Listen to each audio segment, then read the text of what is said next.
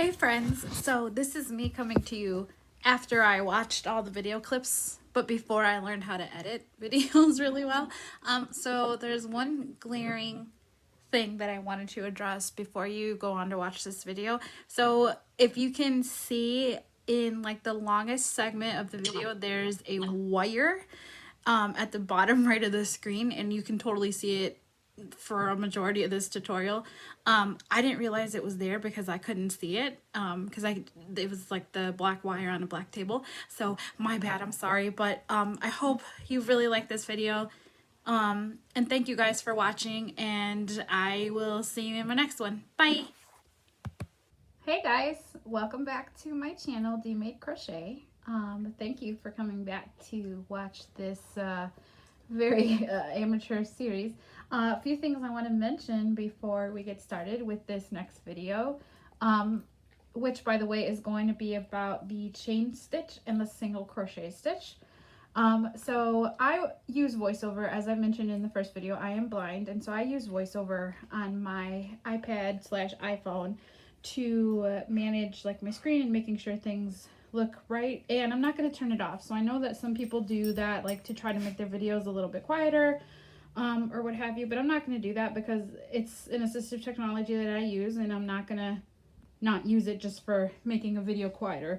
The other thing is, you might have noticed this handsome boy. For those who can't see, there is a gorgeous black Labrador walking around the room. His name is Schultz. He's my seeing eye dog, and he is going to be 5. Let's see, today is April 22nd. He will be 5 in less than a month, y'all. Schultz. Hey, Schultz. Say, I like to crochet. So that's Schultz. Behind Schultz is a plethora of things. There's the mint chair. And then there's like there's part of my yarn stash. There's like a random basket with some yarns and stuff. So we just moved into our house less than a month ago, and this room really needs a makeover, but I haven't got all my furniture yet. So there's part of the yarn stash, and if you guys want, I can do a whole like in-depth review of what I have going on in here. I did get this beautiful thing, which is my hot pink desk chair. I got that yesterday. So yeah, the room's coming together. It's not quite there yet, but I just kind of wanted to let you guys know what was going on. So we're working with this yarn again. So hopefully, if you don't, and I did misspeak in the last video, the N as in November crochet hook is a 10mm, not a 13mm. So just to let you guys know. So hopefully you guys purchased by the letter and not by the millimeter, because I messed up. So I'm sorry about that. So hopefully by now you have your hook and your yarn. Also, if you have already a hook and yarn that you've maybe like tried to use with crochet in the past, don't feel like you have to use exactly what I'm using. And that goes for anything that I show you, as long as it works for you. Crochet is a very individualized thing. So as long as it works for you, you know, you're good. So that being said, I'm going to stop shaking the camera around, and I'm trying to figure out a way to film. I don't have a camera stand yet, so I'm trying to use my iPad sleeve for this. So let me figure this out, and I will be right back. Stop recording video. All right, I think we've got it in a good place for you guys to see. I hope the lighting's okay, and again, I welcome any and all feedback on these videos, because I want to make sure that they're comfortable for you guys, so you guys can worry less about trying to see stuff and more about learning stuff. So again, just for training purposes, I am using this S as in Sierra size hook. I'm sorry, this is a Q as in Quebec. This is a Q size hook. It's probably one of the bigger crochet hooks that you'll find. I think S is as big as they go, I think. And then I am using this chunky yarn. It is a 5-weight yarn. So in the last video, I mentioned that to get started with this and to do good contrast, I'm going to be using this oversized hook and this contrasting yarn, just so that you guys who can see can get a good contrast. And then otherwise, for those of us who can't see so well, I will be using a lot of verbal description. So by nature, these videos are going to be long. All right, so to recap from the last video, we did a slip knot. So you might be wondering, okay, I have this ball of yarn, where do I find the end of it?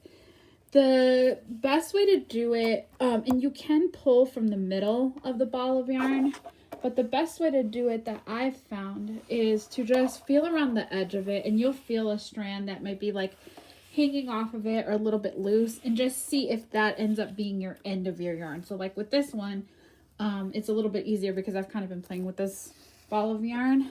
So I'm looking and I'm looking and I'm kind of feeling, and all right, maybe the end is coming. Yep, here's the end of my ball of yarn. So that's how you find them. Like I said, there is a way to pull from the center of the ball, but I feel like in order to just get started and get the hang of it, to see if this is something that you would even like to do, this is fine for now.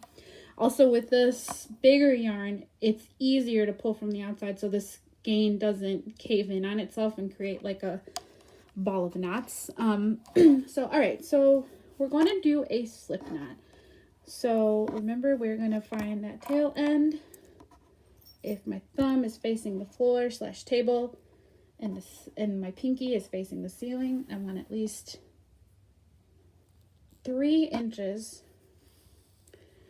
of a tail. I'm going to wind that around. And so right now my tail is parallel with my pinky, so they're both pointing up to the ceiling.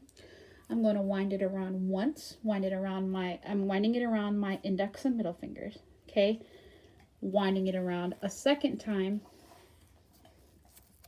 stopping at the point where the tail of the yarn is between my middle and ring fingers, making an X. So with that second loop that you draped over, make sure that it's at an angle so that you've created this X.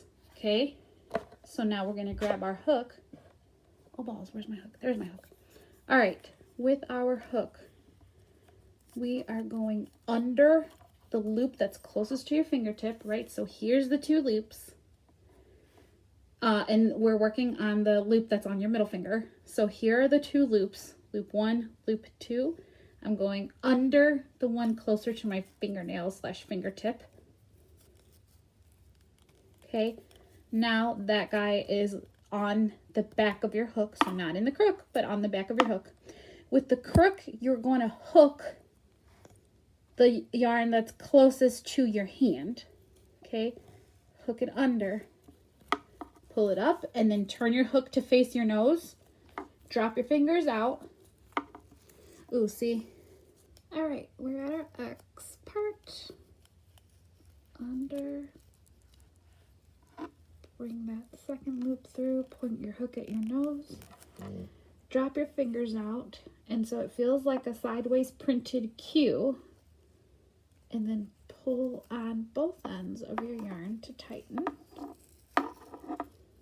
Okay, we have slip knot on the hook. Okay, and you always want the knot piece of your slip knot to be under the hook part of your work. So you don't want the knot to be sitting back here on the back of the hook. You want it to be sitting on the front side, right under the bent part of the hook. Okay, now we're going to do a chain stitch. So I recently saw a conversation on Facebook where somebody was asking about like holding the yarn as a crocheter. So everybody has their own style. Like I mentioned in the previous video, you're going to figure out what's most comfortable for you. I hold my yarn like this, okay? So I have, and it's on your left hand. So the working yarn is coming off of your left hand, right? Because you're hooking with your right hand. So the way that I have it is I have the yarn from the ball of yarn, right? So I have it woven between my fingers. So it starts where it's over my, so it's hooked in between my pinky and ring finger, over the ring finger, under the middle finger, over the index finger, and then the yarn that's between my index finger and my thumb, that's kind of what I do is I use that to control the tension, and we'll talk about tension a little bit later on. So again, that's from the working end of the yarn to the tail, right? So going from your ball of yarn to the end, it is woven starting between my pinky finger and my ring finger. The yarn goes over the ring finger, under the middle finger. I flipped my hand, so there you see it under the middle finger, over the index finger, and then I have it, the piece that's between my hook and my thumb. It's hooked between my index and my thumb. And then I don't keep much of a distance between my hook and my yarn just because I need to feel that. And so if you need to be more tactile about it, you're going to keep it closer. I would say no further away than like 6 to 7 inches apart, just because you need that tactile feel to make sure you're doing things right. All right, so now that we have this, a little vocabulary lesson for you. So one thing that you're going to learn is the chain stitch. Now this is the foundation of like 90 to 95% of all crocheted projects. So you have to learn this chain stitch and be comfortable with your chain stitch to go further. It's easy. You just have to get the right hand motions down. And I promise you, you're not going to get it right the first time, or even maybe the 5th time, or the 22nd time. Like, your practice makes perfect. And this, everybody's got to start somewhere. So don't worry if it takes you a long time. Don't worry if your yarn starts to fray. Just cut that piece off and start with a new piece and go from there. So we're going to start this chain stitch, okay? So I have my hook and I'm holding it. Again, I hold mine like a, I guess I hold it like a knife. I said yesterday, or in the last video, that I hold it like a pen, but I don't. I hold it like a butter knife. All right, so if we're holding the yarn, and if we're doing this non-visually, right? So for those of you who can see, again, it's going to be what's more comfortable for you, like from the beginning. But for those who can't see, such as myself, so this is what we're going to do. The term that you're going to learn now is called a yarn over. Anytime I say, or any patterns or books or other video tutorials say yarn over, that means that you're going to take the yarn and put it over the back of your hook. Okay, that's a yarn over. So if your hook, the very point of it, the very head of it is facing 9 o'clock, if we're doing a clock face, right? So where you're holding it is like the middle of the clock, and then the hand would be the tip of the hook, right? So this is facing 9 o'clock with the hook facing down, facing your table, okay? So to yarn over, you want to swing that yarn, the working yarn, over the back of your hook. So you're starting right up against that slip knot that and you got to hold the slip knot with your right hand too. You're starting right up against that slip knot, okay? So that working yarn, you are going to bring it over and around so that it meets back up where it started. So full circle, okay? That is a yarn over. So that's a really important term. All patterns use a yarn over. Crochet stitches can't live without yarn overs, okay? So we're going to yarn over, and you will feel that you have 2 loops on the back of your hook. So a loop is just a circle that's made when you pull your yarn around. So you would have the one that you created when you made your slip knot, and then you would have the one that you just yarned over. Okay, so you've got 2 on your hook. Now you can let go of your yarn with your left hand, relax, it's okay, nobody's watching, nobody's grading you, so just take your time. Now what you're going to do is you're going to keep your thumb, your right thumb, on the back of that hook, just so those loops don't come off, because right now it's probably feeling really clumsy. But if it feels clumsy, that means you're probably doing it right. So you're going to keep your thumb on those loops that are on the back of your hook. Okay, then you're going to turn your hook to where now it's facing about 7 o'clock. So it's not facing straight down at your table. It's a bit of an angle, about 7 o'clock. Okay, so then you want to put your thumb under your slip knot. Okay, so, and this is your left thumb, I'm sorry. So your right thumb is holding the 2 loops on the back of your hook, and then your left thumb is coming down from the slip knot under it. So further away from the head of the hook. So you're coming in from under. This is just to keep it balanced and your tension smooth. What you're going to do is you're going to slowly push the head of your hook through that knot, that hole that you made when you did a slip knot, okay? When that happens, one of your loops will fall off of your hook and you'll be left with 1 loop on your hook. Okay, so now you've made a chain stitch. Now let's talk about the anatomy of a chain stitch for a second. Chain stitch has 3 strands to it. There's going to be the back bump of it, which I'll explain in a second. And then there's going to be 2 loops in front that feel like a print letter V standing straight up and down. Okay? So again, there's this back bump. And then there's this print letter V that's on the front. Okay? So let's do it again. Okay? And my chains aren't looking neat just because I'm overly exaggerating them. But yours will feel neat, look neat. All right. So again, we yarn over. Okay. And I'm sorry, when we yarned over, we were back at 9 o'clock. All right. So we yarn over. We got 2 loops on the back of your crochet hook. Then you put your your left hand thumb underneath where the loop is, the loop that's closer to the base of your hook. So not closer to the head, but closer to the base. Put your thumb under it, and your thumb is going to naturally go under the first chain stitch you made. So, okay, so now that your thumb's under it, you want to pull your crochet hook through that V that it's creating, not the chain stitch V that you made underneath. We're done with this chain stitch down here. But there's like a hole created where you yarned over. So you want to pull through like so, and then you're left with 1 loop on your hook. Okay? So this is what it looks like. So now you've got 2 of these chain stitches. Okay?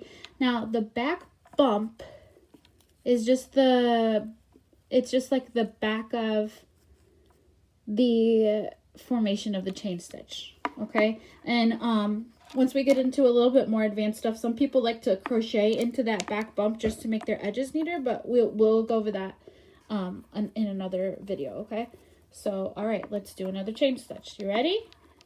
You can pause or rewind or whatever you need to do, but you got this. Okay, so we're gonna yarn over. We've got 2 loops on the hook. Okay, put your thumb under to stabilize, pull your hook through.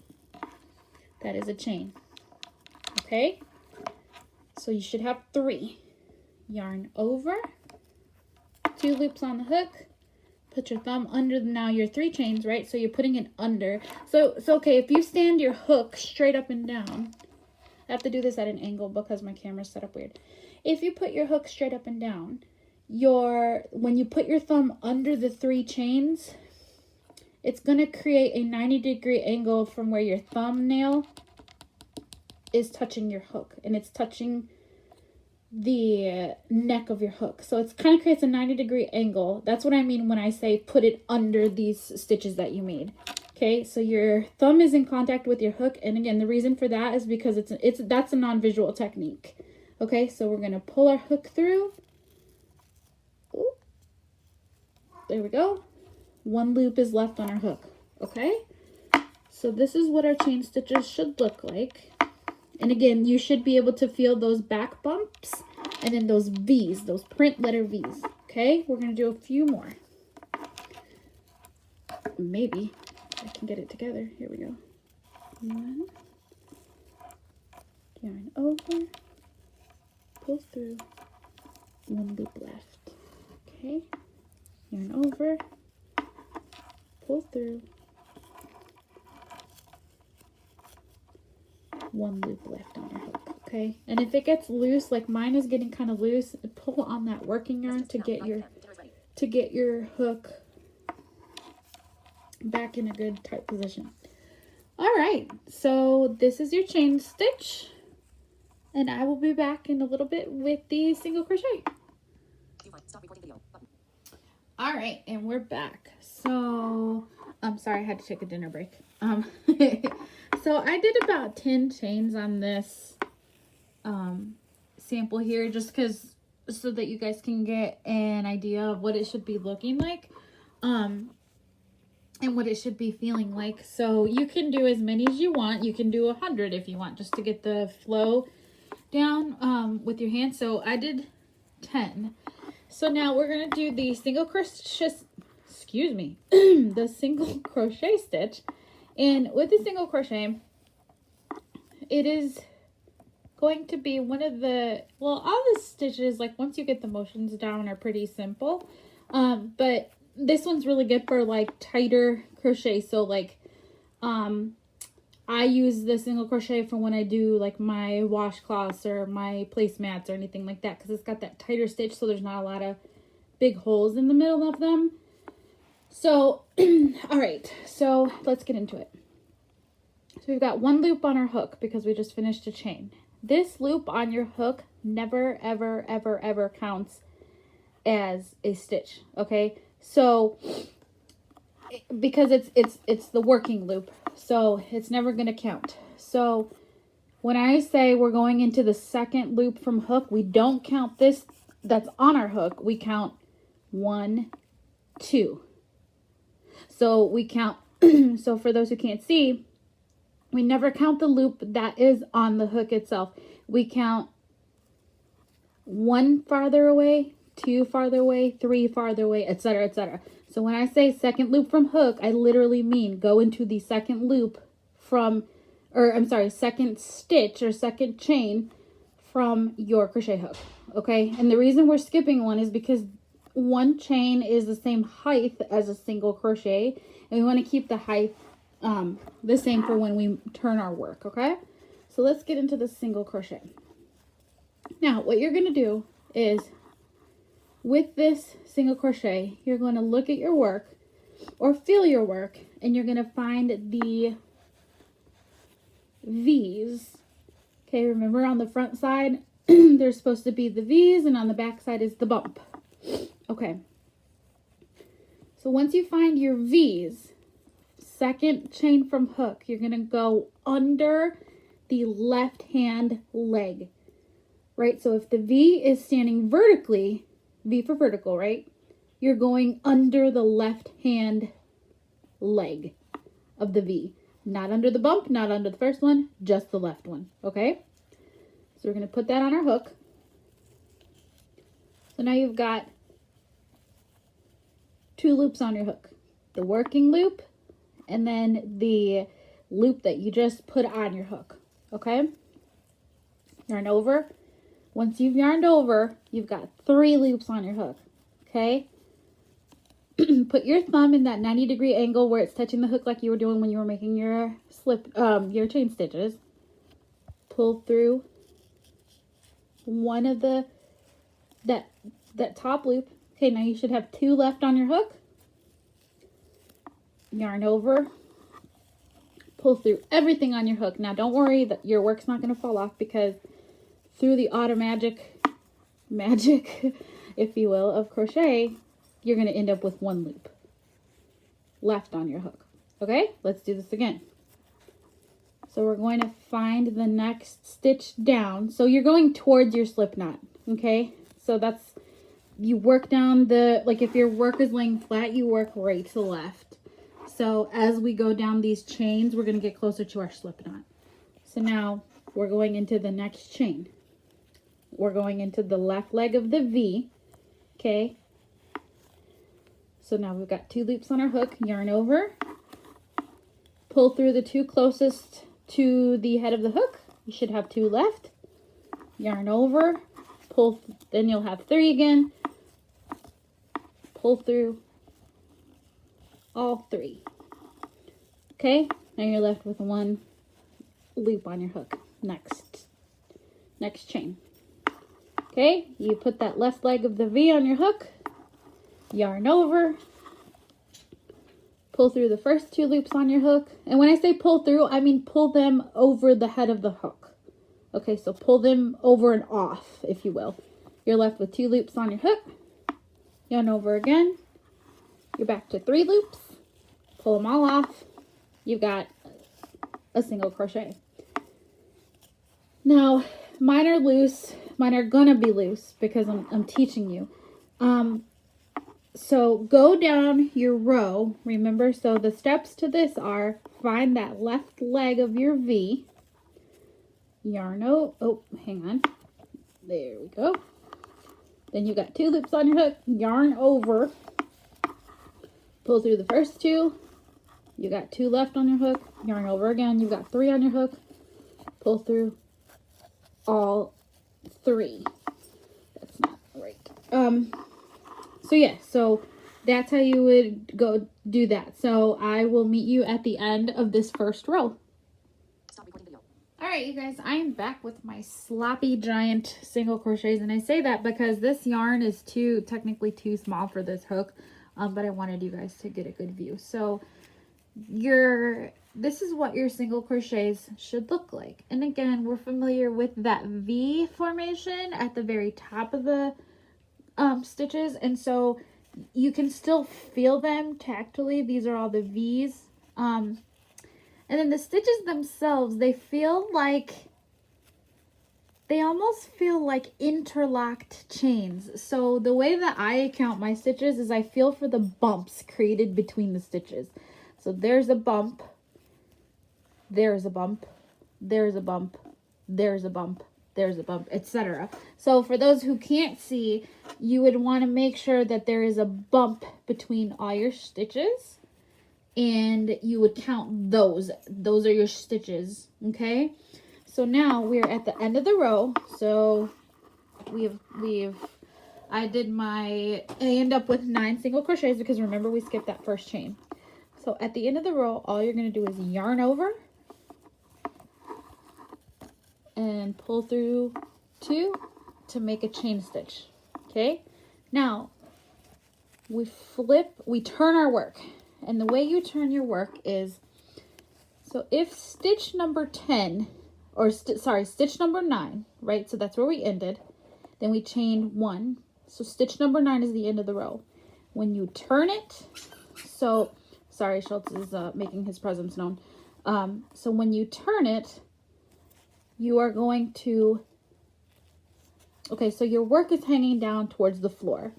You're going to turn it to where your work is now facing the ceiling, and stitch number 9 becomes stitch number 1. Okay, so let me show that to you again. So your work is pointing to the floor, or in my case, to the table. You're going to flip it up to where your work is now facing the ceiling. And then this stitch number 9 becomes stitch number 1. Okay, all right.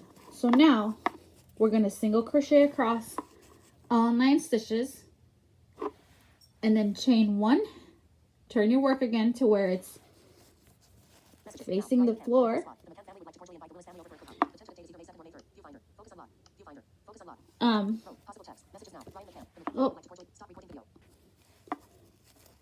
So you're going to go under the 2 legs of the V. So now you've got those 3.